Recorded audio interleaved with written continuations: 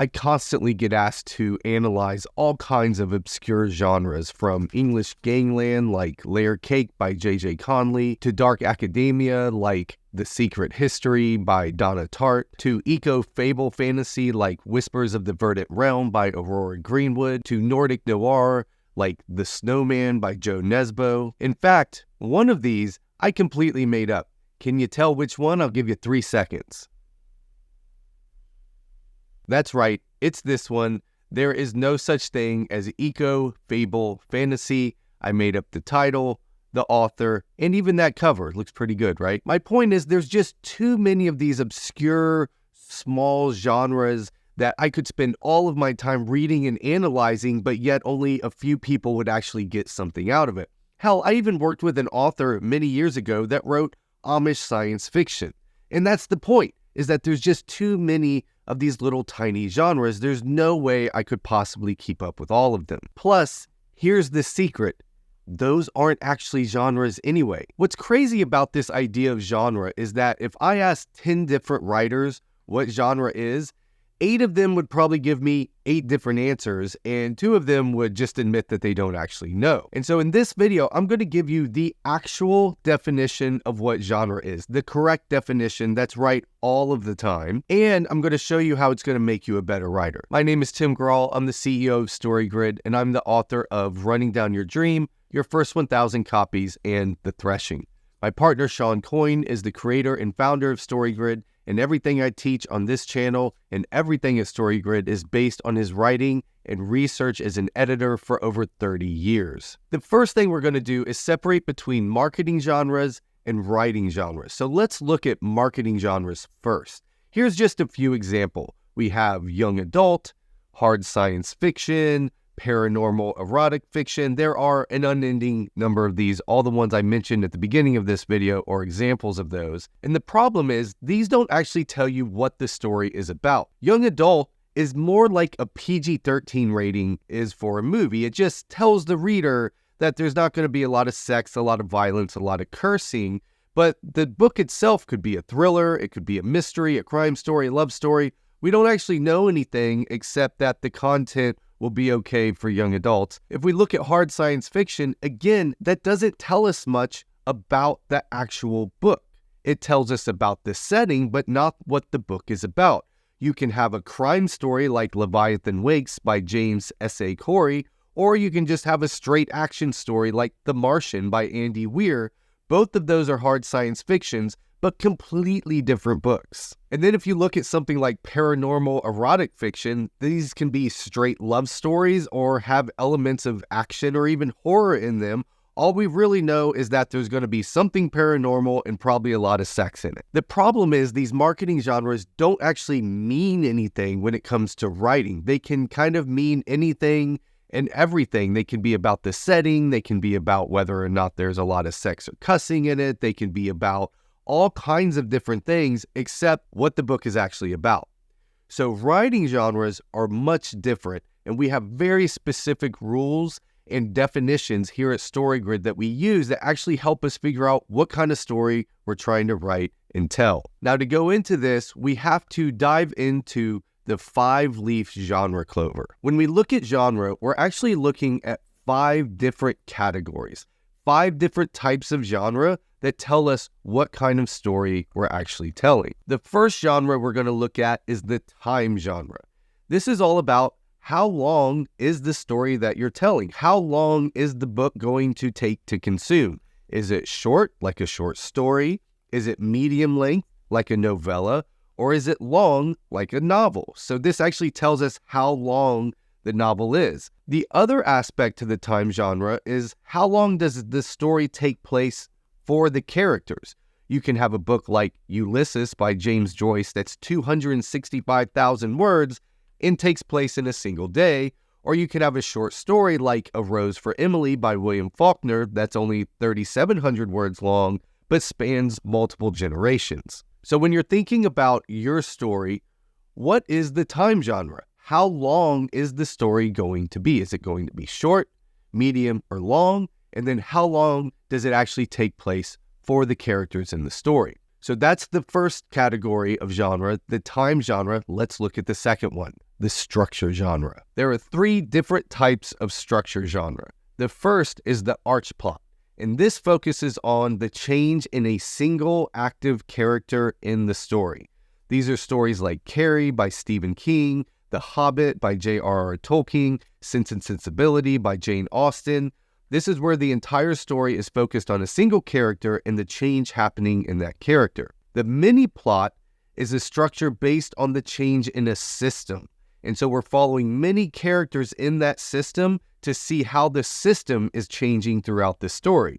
These are stories like Ragtime by E.L. Doctorow, A Song of Fire and Ice by George R.R. Martin, The Lord of the Rings by J.R.R. Tolkien. The third structure genre is the anti-plot, and these do not abide by any rules of causality and rebel against any formal structure of storytelling. They show no coherent change for the characters, and we don't spend a lot of time talking about these at StoryGrid.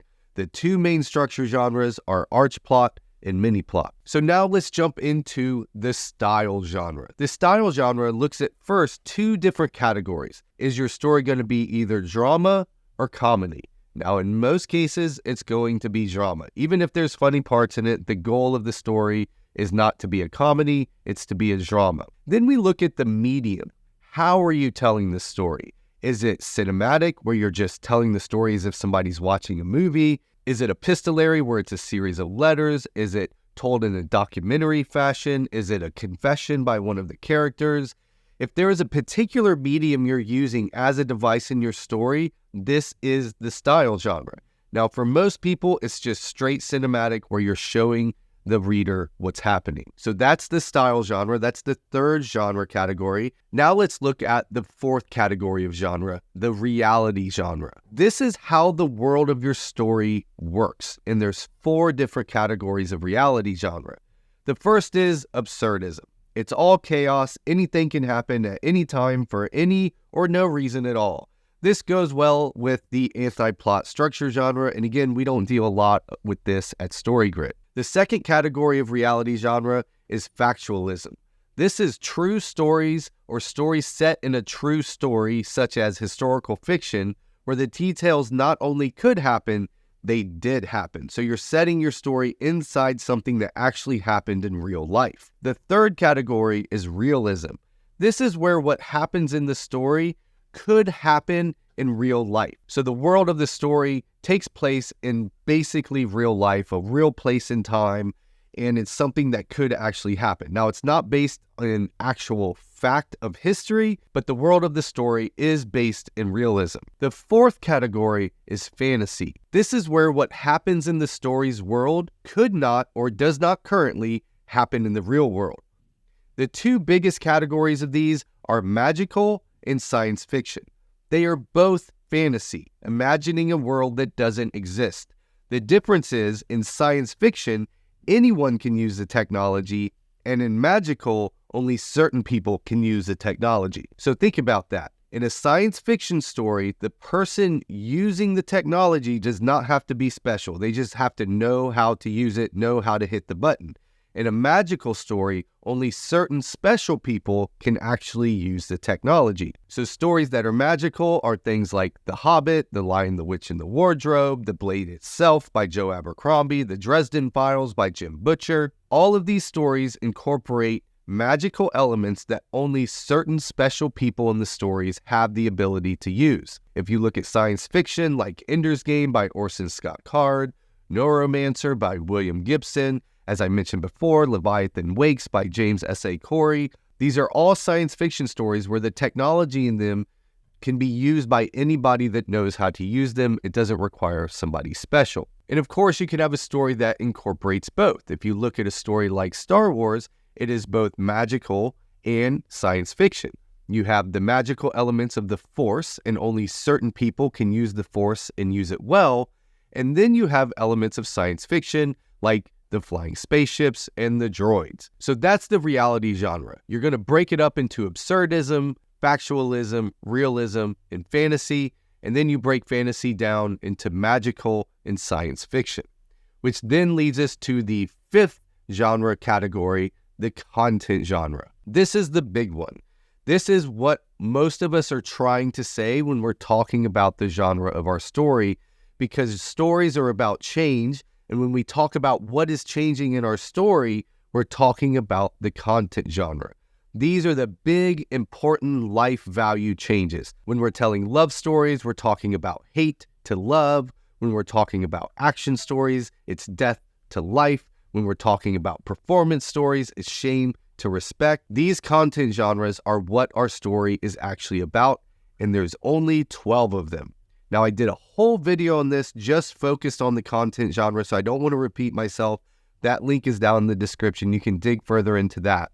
But this fifth category is the content genre, and this is the value at stake in your story. This is the thing your story is actually about. So this is the actual definition of genre.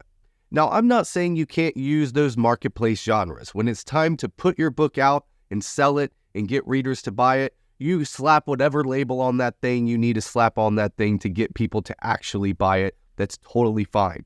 But when we're on this side of the veil, on this side of the table, and we're talking about writing and we're talking with other writers about writing, we need clear definitions about what this actually means, which is when we pull out the 5-leaf genre clover and we look at the 5 categories of what your story actually is. And again, this helps you figure out what your own story is. Is the length of your story short, medium, or long? We're talking about the time genre. Are you telling a story about one person changing and it's an arch plot, or a whole system changing as a mini plot? Well, that is the structure genre.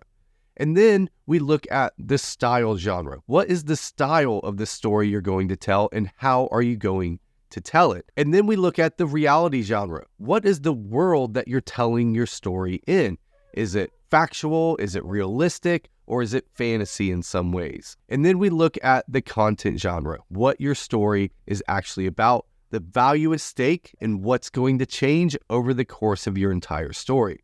If you get this figured out, you're starting to put parameters around the kind of story you actually want to tell. Now, of course, once you have your genre locked, you got to figure out how to tell that story you're trying to tell, which is why we keep making videos here at the StoryGrid channel. So make sure you like this video, subscribe to the channel, and hit the bell so you get notified of all future videos we come out with here. Also, if you're stuck with your writing and you're not sure what to do, we offer free one-on-one consultations where you can get on the phone with a StoryGrid expert and get some guidance on what you should be working on with your writing. There's a link to that down in the description as well. We also have tons of resources available at storygrid.com. Make sure you go there and check those out. But either way, thanks for being a writer. Thanks for being a part of our community here at StoryGrid, and I'll see you next time.